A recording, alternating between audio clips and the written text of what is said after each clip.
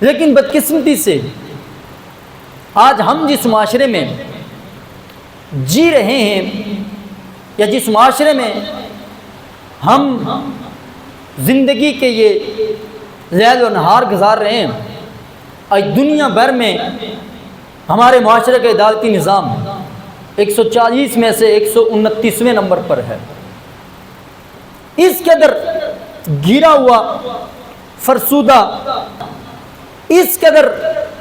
نیلام کرنے والے انصاف اور اس قدر انصاف فراموش، ضمیر فراموش ہمارے ان عہدوں پر فائز ہیں کہ جو انصاف کے اعلیٰ منصب پر ہیں۔ اس وقت بھی اگر ہم صرف سپریم کورٹ کے اندر ہمارے جو کیس پینڈنگ ہے 50,000 سے اوپر پڑے ہوئے ہیں، چھوٹی کورٹوں کا اگر ہم دیکھیں تو کئی لاکھوں کی تعداد میں ہیں۔ ایک قاضی کا غلط فیصلہ، ایک انصاف پر بیٹھے ہوئے جج کا غلط فیصلہ پوری ریاست اور پورے معاشرے کے امن کو برباد کر دیتا ہے۔ ایک قاضی جب انصاف سے ہٹ کر فیصلہ کرتا ہے، اس کے قلم سے نکلے ہوئے چند لائنیں اور سطروں کی وجہ سے صدیوں سے بنے ہوئے قوم کا وقار اور عزت ایک لائن کی وجہ سے مجروح ہو جاتی ہے۔ جب ریاست کے اندر حق اور سچ کے فیصلے کرنے والے قاضی ہوتے ہیں تو اس کی وجہ سے ریاست کا امیج، ریاست میں رہنے والے ہر شہری کا وقار اور عزت میں اضافہ ہوتا ہے۔ اور جس منصب کو ہم نے ایک کاروبار کے طور پر ایک بطور نوکری سمجھا ہوا ہے، آپ دیکھیے کہ ہمارے اسلام نے اس منصب کو کتنا اہم ترین منصب قرار دیا، اور اس کی سنگینیاں اور اس کی حساسیت کہ آقا کریم علیہ الصلوۃ والسلام نے فرمایا من جعل قاضیا بین الناس، کہ جس شخص کو لوگوں کے درمیان، مسلمانوں کے درمیان فیصلہ کرنے والا قاضی بنا دیا جائے تو فقد ذبح بغیر سکین، تو اسے قاضی بنانا یہ ایسے ہے جیسے بغیر چھری کے اسے ذبح کر دیا گیا۔ اس حدیث کو امام ترمذی، ابن ماجہ، ابو داؤد اور مسند کے اندر اس روایت کو نقل کیا گیا کہ میرے آقا کریم علیہ الصلوۃ والسلام نے فرمایا کہ جس شخص کو لوگوں کے لیے، مسلمانوں کے لیے جج بنایا گیا ہو، قاضی بنایا گیا ہو، یہ اتنا بڑا عہدہ اور اتنی بڑی ذمہ داری اس پر ڈالی گئی ہے کہ فقط ذبح بغیر سکین، گویا اسے بغیر چھری کے، چھری کے ساتھ تو عموماً ذبح ہوتا ہے، وہ چھری تیز ہوتی ہے، ذبح کرنے میں وقت بھی نہیں لگتا ہے، جب بغیر چھری کے ذبح کیا گیا یعنی اسے اس قدر تکلیف میں ڈالا گیا اس نے ذبح بھی ہونا ہے۔ اور ایک صحابی کو جب قضاء کا عہدہ انہیں سپرد کیا گیا، وہ یمن کی طرف بھاگ گئے۔ حضرت ابو ایوب انصاری رضی اللہ تعالیٰ عنہ نے ان سے فرمایا کہ آپ اس عہدے کو قبول کیوں نہیں کرتے؟ آپ رضی اللہ تعالیٰ عنہ نے فرمایا کہ جب انسان سمندر میں ڈوب جائے تو سمندر کی موجوں میں درمیان اگر جتنا بھی بڑا تیراک ہو وہاں پر اس کی تیراکی کام نہیں دیتی۔ تو آپ رضی اللہ تعالیٰ عنہ نے اتنی بات کہہ کر یعنی اس قضاء کے منصب اور عہدے، اور حضرت امام اعظم ابو حنیفہ رضی اللہ تعالیٰ عنہ، آپ نے کتنی تکالیفیں، کتنی مشقتیں، کتنی مصیبتیں جھیلی ہیں،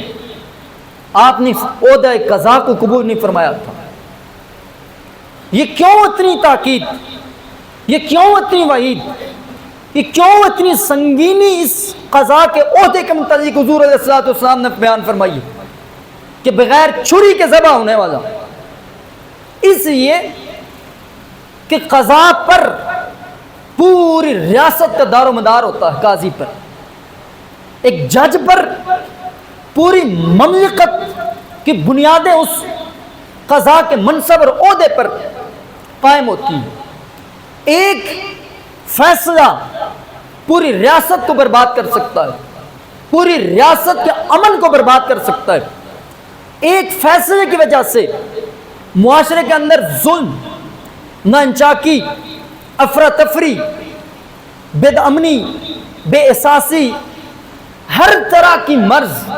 ہر طرح کا جرم، ہر طرح کا گناہ معاشرے میں اس وقت پیدا ہو سکتا ہے جب اس معاشرے کے اندر نہ حق فیصلے کیے جائیں۔ اور آج دیکھ لیں ہمارے اس ملک میں، ہمارے اس معاشرے میں، ہمیں کسی کی شخص کا بھی عزت کو پامال کرنا، اس کا مال غصب کرنا، اسے نقصان پہنچانا، اسے تکلیف پہنچانا، اس کو کوئی جرم ہی نہیں سمجھتا۔ جس تھوڑے سے بڑے کو موقع ملتا ہے وہ کسی غریب اور کمزور کی جگہ غصب کر رہی، مال وراثت بھائی بھائی کا غصب کر رہا ہے، بھائی بہنوں کے مال وراثت جو انہیں حصے آتا ہے وہ غصب کر رہے ہیں، چاچا بھتیجوں کو کر رہا ہے، بھتیجے چاچوں کو کر رہے ہیں، عدالتوں کے اندر کیس، دارالافتاء کے اندر ہر روز پورے جرگے۔ یہ کیا وجہ ہے کہ ہمارے اندر آج ہمارے اس ملک میں، اس ریاست میں انصاف ختم ہو چکا ہے۔ آج ہم بطور قوم دیکھیں، ہماری معاشی اعتبار سے، سماجی اعتبار سے، معاشرتی اعتبار سے، سیاسی اعتبار سے یہ جتنے بھی مسائل کے اندر ہم شکار ہیں،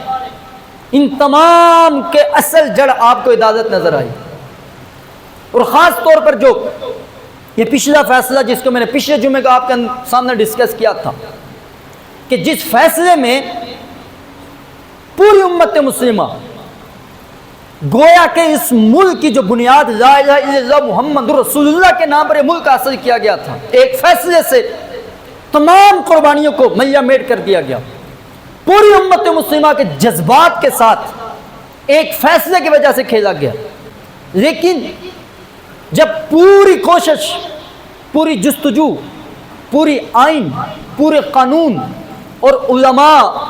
تمام تر مذہبی اداروں سے جن سے رہنمائی طلب، ان کے اصرار کے باوجود بھی جو اس قوم کے ساتھ اس فیصلے میں دھوکہ کیا گیا، آپ سوچ بھی نہیں سکتے۔